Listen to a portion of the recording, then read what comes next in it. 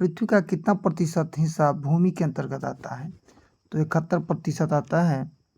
चलिए दूसरा प्रश्न करते हैं। पृथ्वी में सघन जनसंख्या कहाँ मिलती है? तो मैदानी क्षेत्र में मिलती है। इसका कारण है कि मैदानी क्षेत्र में लोग का जमावड़ा ज़्यादा होता है और वहाँ पर रहन सहन भी आराम का होता है। तीसरा प्रश्न करेंगे। भारत में भूमि उपयोग संबंधी आंकड़ा कौन रखता है? तो भू राजस्व विभाग रखता है। ठीक है। चौथा प्रश्न करेंगे। भूमि का उपयोग के कुल कितने प्रमुख वर्ग हैं? तो इसके 5 वर्ग हैं। कितने वर्ग हैं? 5 वर्ग हैं। आगे प्रश्न करेंगे। मृदा में कुल कितने स्तर होते हैं? तो 4 होते हैं। समुच्च रेखा खेती करना किसका उपयोग होता है? तो ये क्या होता है? मृदा अपरदन को रोकने के लिए होता है। समुच्च रेखीय खेती। ठीक है। मृदा के अपरदन को रोकने के लिए किया जाता है। क्या किया जाता है? मृदा के अपरदन को रोकने के लिए किया जाता है। आगे है, रासायनिक दृष्टि से जल किसका संयोग है? तो ऑक्सीजन और किसका? हाइड्रोजन का। ठीक है। किसका है? ऑक्सीजन और हाइड्रोजन का। ठीक है। ऑक्सीजन और हाइड्रोजन का। ठीक। आगे है, इनमें कौन सा महासागर नहीं है? तो आर्कटिक महासागर नहीं है। ठीक है। अब चलिए हम लोग रिक्त स्थानों को करेंगे। पहला प्रश्न है, मृदा में जीवों के सड़ने और गलने के अवशेष को क्या कहा जाता है? ह्यूमन कहा जाता है। ठीक है। दूसरा है, दक्कन क्षेत्र में डैश मृदा पाई जाती है? तो काली मृदा पाई जाती है। ठीक है। तीसरा है, लेटेराइट मृदा का निर्माण किस प्रक्रिया के द्वारा होता है? तो निक्षालन के द्वारा होता है। क्या होता है?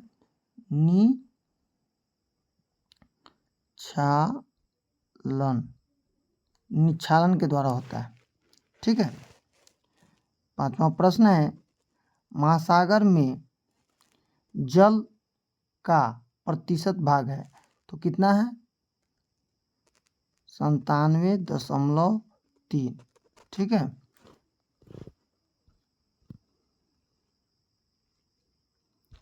आगे क्वेश्चन है, भूमि उपयोग से क्या समझते हैं? तो भूमि उपयोग विभिन्न कामों में करते हैं। जैसे भूमि के लिए हम कृषि कार्य करते हैं, इस पर पेड़ उगाते हैं, मकान बनाते हैं, घर, शहर, तालाब, कुआं, चापाकल, रेल मार्ग, पाइपलाइन, कारखाना, विभिन्न मैदान आदि, ये सब क्या है? भूमि पर ही संभव हो सकते हैं। ठीक है। दूसरा प्रश्न है, मृदा निर्माण में सहायक कारक का उल्लेख करना है।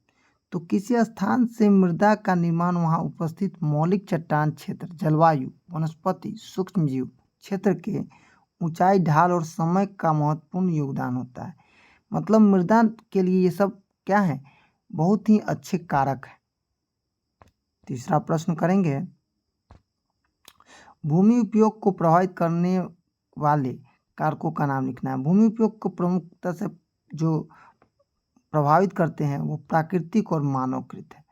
प्राकृतिक कारक स्थल रूप में भिन्न मृदा के विशेष खनिजों में उपस्थित जलवायु, जल संबंधी विशेषताएं इत्यादि जैसे प्राकृतिक कारक भूमि का उपयोग परिवर्तन लाते हैं।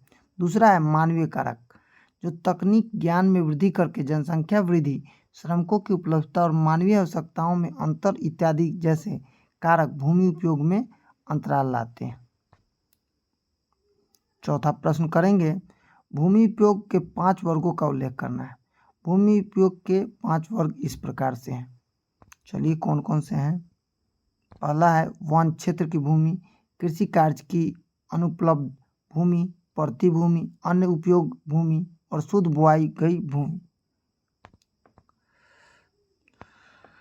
भूमि उपयोग क्या है? भूमि उपयोग के विभिन्न वर्गों का विस्तार करना है, वर्णन। ठीक है। तो भूमि उपयोग का अर्थ है कुल उपलब्ध भूमि के विविध कार्यों द्वारा होने वाले आंकड़ों से है।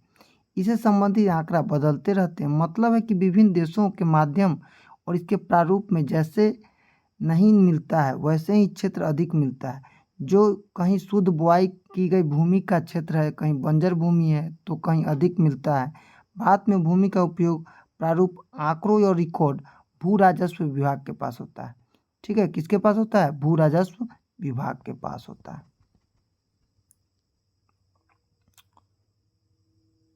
भूमि उपयोग और वर्गीकरण निश्चित। वन क्षेत्र, कृषि कार्य क्षेत्र, बंजर और व्यर्थ भूमि, मकान उद्योग भूमि, प्रति भूमि, चालू प्रति और उसमें भी अनप्रति होता है। तो समझते हैं चालू प्रति। जिस भूमि पर 1 वर्ष से या उससे कम में कृषि नहीं की गई हो उसे चालू कहते हैं, और जिस भूमि पर 1 वर्ष से अधिक और 5 वर्ष तक काम नहीं किया गया है कृषि का उसे हम प्रति भूमि कहते हैं। आगे है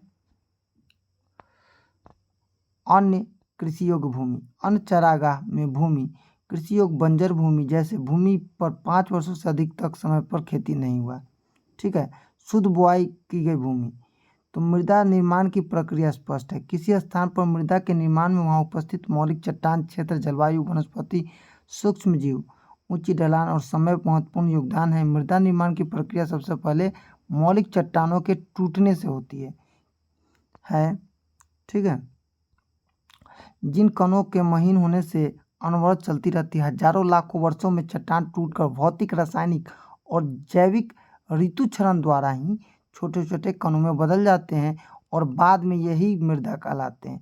समान 1 सेंटीमीटर मोटी सतह वाली मृदा का निर्माण में सैकड़ों हजार वर्ष लग जाते हैं। मतलब 1 सेंटीमीटर बनने में सैकड़ों साल लगता है मृदा को। मृदा निर्माण की प्रक्रिया काफ़ी लंबी अवधि द्वारा पूरा होती है। इस दौरान मृदा के 3 स्तर तैयार होते हैं। ऊपरी से नीचे की ओर, अ से ब स्तर और ब से स और स से ऊपरी स्तर अ तक। ह्यूमस की अधिकता होती है। ब में स्तर में बालू और पंख मतलब कीचड़। ठीक है। स में ऋतु क्षरण जैसे आप वर्षा होता है। ठीक है।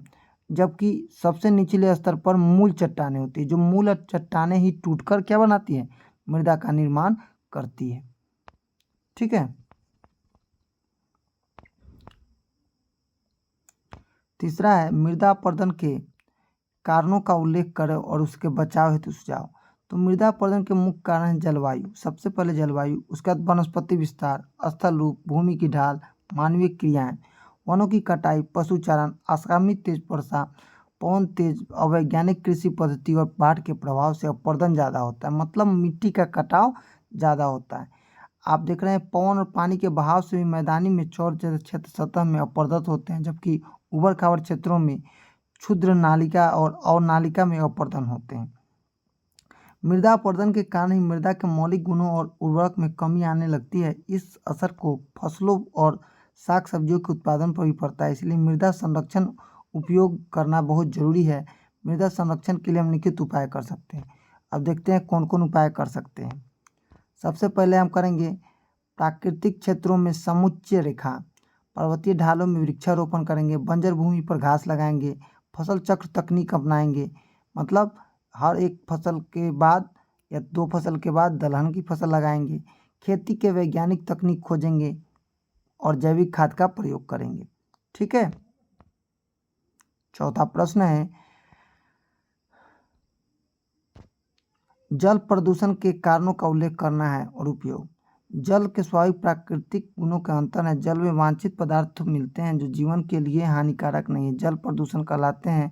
जल के लिए क्या है? सबसे पहले घरेलू कूड़ा करकट नहीं फेंकना चाहिए, औद्योगिक अपशिष्ट नहीं फेंकना चाहिए, नागरिक क्षेत्रों को गंदा नहीं करना चाहिए और परिवहन और यातायात की दुर्घटना वाले चीज़ों में भी इन चीज़ों को नहीं शामिल करना चाहिए। इससे क्या होता है? जल प्रदूषण होता है। इस प्रदूषण से जल में कई प्रकार की बीमारियां हो जाती है, जैसे उल्टी आना, किडनी खराब होना, पेट दर्द, सिर दर्द, डायरिया, छाती में दर्द, हड्डी की विकृति, वजन घटना, दिमाग की विकृति। जल प्रदूषण से बचने के निम्नलिखित उपाय हैं। नदी तालाबों में अपशिष्ट पदार्थ को न डालें, अजैविक खादों का उपयोग करें। अब आ गया आपका जल संकट। जल संकट क्या है? जल संकट के जिम्मेवार कारकों का उल्लेख करें। गर्मी के दिनों में सबसे ज़्यादा देखने को मिलता है और अभी तो गर्मी पड़ ही रहा है। जनसंख्या का बढ़ता जल स्तर, दोहन हो रहा है, जल का अनुचित उपयोग द्वारा, असमान वितरण द्वारा प्रदूषण, शहर की पनपती हुई अपार्टमेंट संस्कृति जल प्रदूषण का सबसे बड़ा कारण। आवश्यकता से अधिक जल का उपलब्ध और दूषित करना, कई कारणों से शहरों महासागरों के किनारे अवस्थित परंतु जल का उपयोग नहीं होता है, इसलिए जल की कमी और जल संकट पूरे विश्व की जल संकट को दूर निम्नलिखित किया जा सकता है। कैसे किया जा सकता है? चलिए, सबसे पहले वर्षा जल संग्रह की तकनीक अपनाना चाहिए। छत पर पानी का संग्रह करना चाहिए। जल का समुचित प्रबंधन और उपयोग करना चाहिए। जल को प्रदूषित होने से बचाना चाहिए। जल पुनःचक्रित तकनीक अपनाना चाहिए। सिंचाई के लिए आधुनिक तकनीकों का इस्तेमाल करना चाहिए। बच्चों को उसके बारे में, जल संरक्षण के बारे में बताना चाहिए और प्राचीन जल संरक्षण तकनीकों के बारे में भी बच्चों से चर्चा करनी चाहिए। छठा प्रश्न है, भारत में पाई जाने वाली मृदा पर संक्षिप्त टिप्पणी। भारत में जलोढ़ मृदा, काली मृदा, लाल मृदा, पीली मृदा, लेटेराइट, मरुस्थलीय मृदा, पर्वतीय ढाल मृदा, जलोढ़ मृदा देश के सभी क्षेत्रों में नदी घाटी में पाई जाती है। उत्तर भारत का विशाल मैदान जलोढ़ निर्माण और नवीन जलोढ़ के खादर और पुराने जलोढ़ के बांगर कहलाते हैं। जलोढ़ मृदा में चावल, गेहूँ, मक्का, गन्ना, दलहन फसल उगाई जाती है। काली मृदा में एल्युमिनियम और लोहे के यौगिक पाए जाते हैं, इसीलिए इसको काली मृदा भी कहते हैं। इसमें कपास की खेती और महाराष्ट्र, गुजरात, कर्नाटक, आंध्र प्रदेश, तमिलनाडु में अधिक रूप से पाई जाती है। लाल और पीली मृदा प्रायद्वीपीय पठार, पूर्वी दक्षिण हिस्से में पाई जाती है। इसमें भी लोहे के अंश होते हैं। इस मृदा का रंग लाल होता है।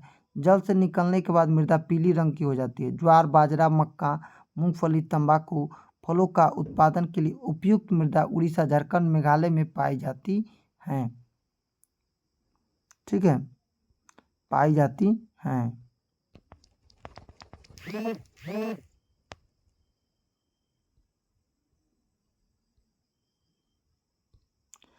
लेटेराइट मृदा का निक्षेपण प्रक्रिया, यह मृदा को केरल, कर्नाटक, तमिलनाडु राज्यों में मिलती है तो हल्का भूरे रंग की होती है। यह राजस्थान में, सौराष्ट्र, कच्छ, पश्चिम हरियाणा, दक्षिण पंजाब में पाई जाती हैं, पर्वतीय मृदा कहलाती हैं। और यहाँ पर मानचित्र बनाया गया है, देख लीजिएगा। भारत का मानचित्र आपके बुक में भी है, वहाँ से आप ये बना लीजिएगा। ठीक है, मृदा के लिए बनाया गया।